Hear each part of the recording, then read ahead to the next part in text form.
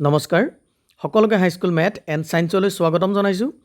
আজি আমি আলোচনা কৰিম সপ্তম শ্ৰেণীৰ গণিতৰ 6 নম্বৰ অধ্যায় ত্ৰিভুজ আৰু ইয়াৰ ধৰ্ম। এই পাঠটোৰ আমি অনুশীলনীৰ 6.1 ইয়াৰ অংককেইটা আলোচনা কৰিম। এতিয়া প্ৰথম অংকটো আমাক দিয়া আছে এটা ত্ৰিভুজৰ মধ্যমা কিমানডাল। আমি জানো যে এটা ত্ৰিভুজৰ ক্ষেত্ৰত তিনিডাল মধ্যমা থাকে, সেয়েহে উত্তৰটো লিখিলোঁ 3ডাল। দ্বিতীয়তে এটা ত্ৰিভুজৰ উন্নতিৰ সংখ্যা কিমান, একেই যে এটা ত্ৰিভুজৰ ক্ষেত্ৰত উন্নতিও থাকে তিনিডালেই, আমি উত্তৰটো লিখিলোঁ 3ডাল। এতিয়া এই মধ্যমা আৰু উন্নতি পৰৱৰ্তী অংককেইটাত আমি আঁকিও দেখুৱাম। চাচোন 3 নম্বৰ, এটা ত্ৰিভুজ আঁকা আৰু ইয়াৰ মধ্যমাবোৰ প্ৰদৰ্শন কৰা। এতিয়া আমি এটা ত্ৰিভুজ আঁকি ল'লোঁ ABC। ত্ৰিভুজটোৰ কোনো জোখ দিয়া নাই, আমি নিজৰ ইচ্ছামতে স্কেল ব্যৱহাৰ কৰি এটা ত্ৰিভুজ আঁকি ল'লোঁ। ABC কিয়, শীৰ্ষবিন্দু A, শীৰ্ষবিন্দু B, শীৰ্ষবিন্দু C, অৰ্থাৎ ত্ৰিভুজটোৰ নাম হ'ল ABC।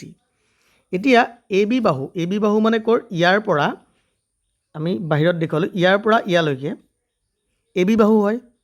AB বাহুৰ মধ্যবিন্দু অৰ্থাৎ AB বাহুটো আমি জুখি ল'ম, তাৰ মধ্যবিন্দু মানে মাজৰ বিন্দুটো আমি জুখি উলিয়াব পাৰিম।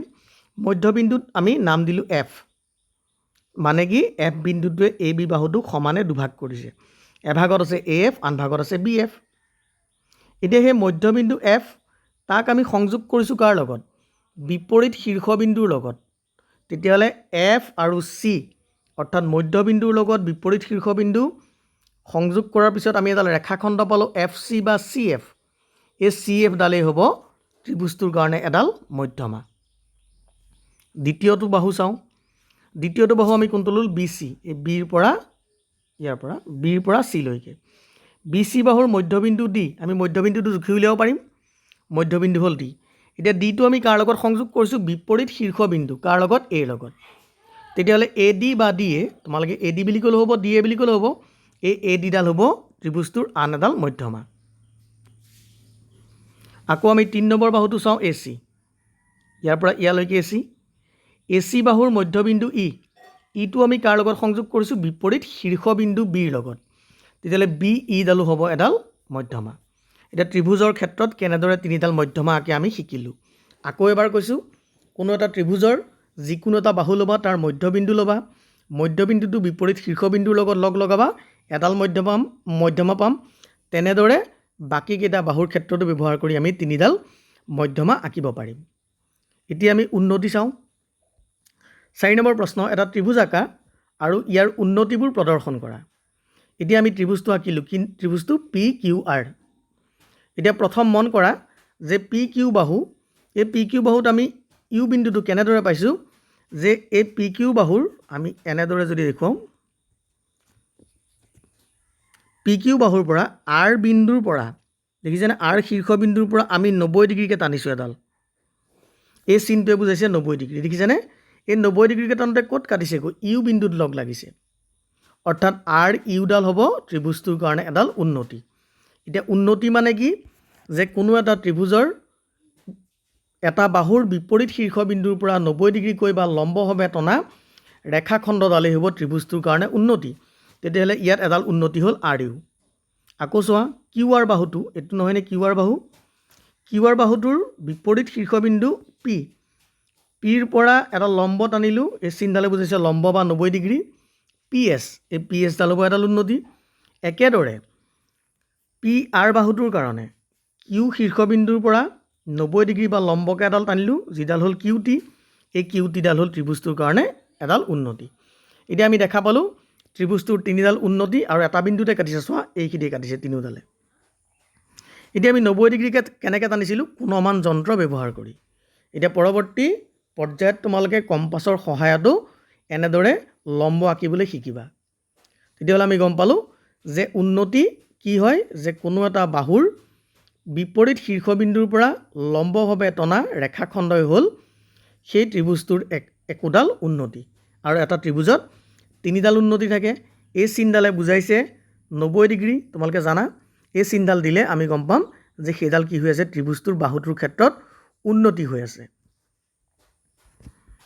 এতিয়া 5 নম্বৰ, ত্ৰিভুজ LMN, তাৰ LM বাহুৰ বিপৰীত কোণটো উল্লেখ কৰা। আমি প্ৰথম LMN ত্ৰিভুজটো দেখিছোঁ, LM বাহু কোনটো, এইটো, তাৰ বিপৰীত কোণ।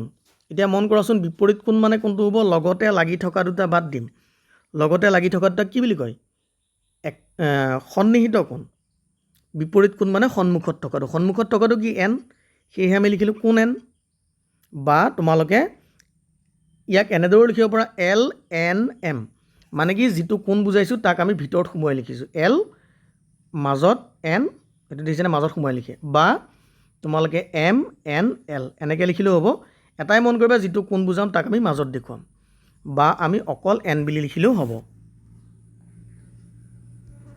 6 নম্বৰ ত্ৰিভুজ পি কিউ আৰৰ শীৰ্ষবিন্দু কিউৰ বিপৰীত বাহুটো উল্লেখ কৰা প্ৰথম কিউটো চাওঁ আমি এইটো কিউ বিপৰীত বাহু মানে এই দুটা বাহু নহয় কিয় নহয় এই দুটা লগতে লাগি আছে যাক ক'ব সন্নিহিত বাহু এই দুটা বাদ দি বাকী থকাটো কোনটো এইটো দূৰত থকা সন্মুখত থকা এইবিলাকক কয় বিপৰীত বাহু তেতিয়া বিপৰীত বাহুটো হ'ব কি পি আৰ 7 নম্বৰ ত্ৰিভুজ আৰ এছ টি দেখা পাইছে R S T R T বাহুৰ বিপৰীত শীৰ্ষবিন্দুটো উল্লেখ কৰা আৰ টি বাহু এইটো নহয়নে ইয়াৰ বিপৰীত শীৰ্ষবিন্দু লগতে লাগি থকা দুটা নহয় কোনটো হ'ব এছ দেখিছানে শীৰ্ষবিন্দুৰ কাৰণে এছ বুলি দিছোঁ শীৰ্ষ কোণ বুলি ক'লে কিন্তু কোণ চিন ব্যৱহাৰ কৰিব লাগিব 8 নম্বৰ শুদ্ধ উত্তৰত শুদ্ধ চিন দিয়া ত্ৰিভুজ পি কিউ আৰৰ পি এম এডাল আমি ত্ৰিভুজ পি কিউ আৰ দেখিছোঁ এইটো ত্ৰিভুজ P Q R P M এডাল পি এম নহয়নে পি এমডাল কি হয় প্ৰথম মন কৰাচোন এইখিনিতে এই চিনটো নাইনে চিনটোৱে বুজোৱা নাইনে 90 ডিগ্ৰী অৰ্থাৎ লম্ব হৈ আছে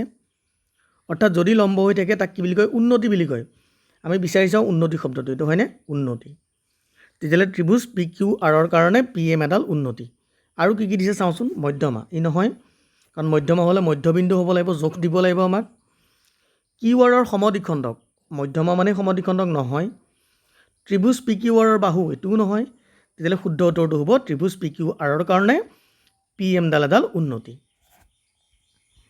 8 2 নম্বৰটো ত্ৰিভুজ পি কিউ আৰৰ পি আৰ বাহুৰ মধ্যবিন্দু দি